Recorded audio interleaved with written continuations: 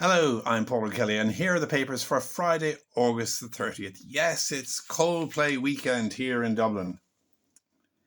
And there's a clever headline and a great action photo of lead singer Chris Martin on the front of the Irish Examiner. Purple Rain, it says. That's the regal spelling, as you've just seen, not a weather report. And on page 3, we read that wonder of wonders, it's the state-run Éireann Road Éireann that have seized the chance to ease costs for concert goers. Train staff are staying up all night with a 12:40 special taking COLDPLAY fans Alex Butler and her mum Tracy safely back to Commons Road in Cork, thus saving them the €400 plus now being charged by price-gouging Dublin hotels. There's more gig news on the front of the Sun.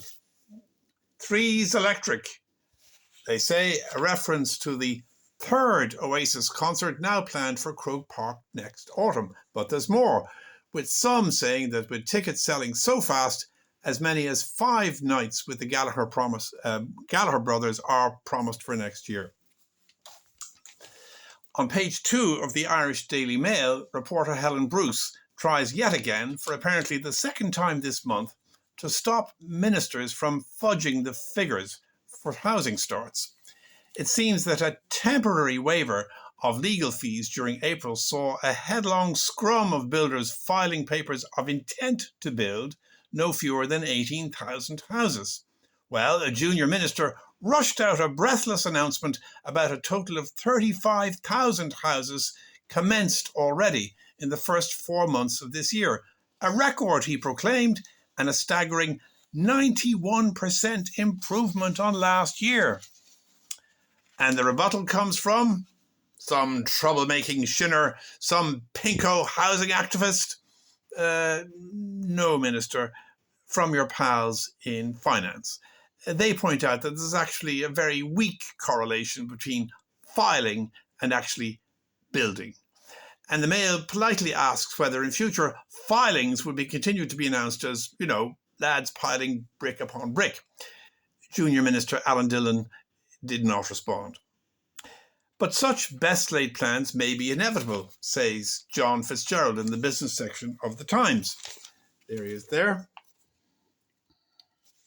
He makes the startling suggestion that the housing tail may now be wagging the economic dog. We simply won't be able to grow as long as housing lags so far behind the huge rise in population.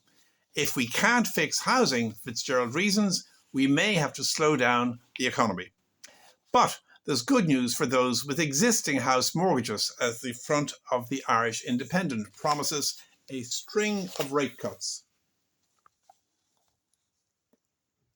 These will kick off, the paper predicts, with a drop of at least 25 basis points by the ECB next month. That's in addition to another cut also next month and a further ECB rate cut around Christmas.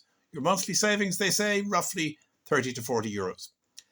The murder of Tipperary chef Sean Brady in Kansas continues to make the front pages, with Mirror and Star splashing on page 1 with the 2 teens who've been arrested.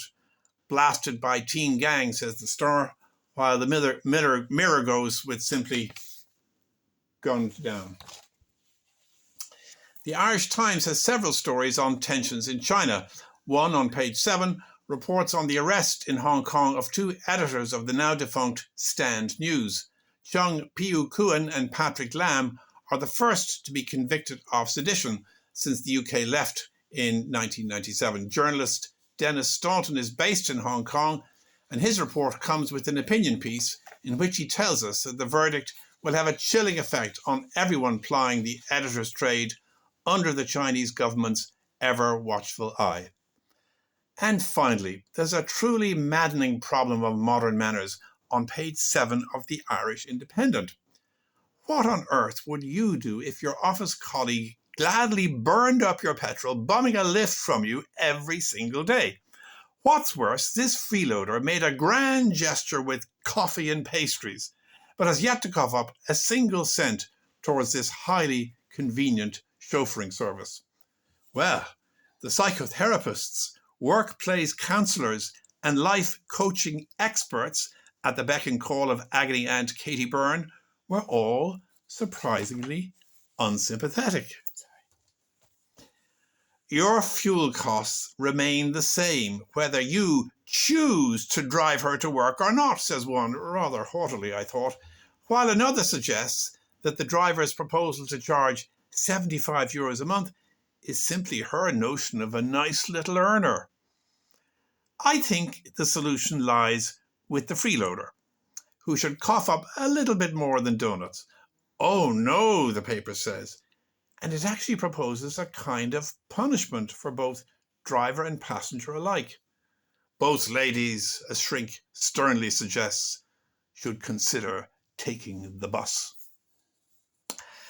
Well, this is my last and final review. RTE Radio continues to omit the paper reviews from its Saturday and Sunday bulletins, and I'll no longer be there to fill the gap. Sorry about that, but the papers alone were costing this old age pensioner $100 a week, with neither support nor even thanks from the people who produce them.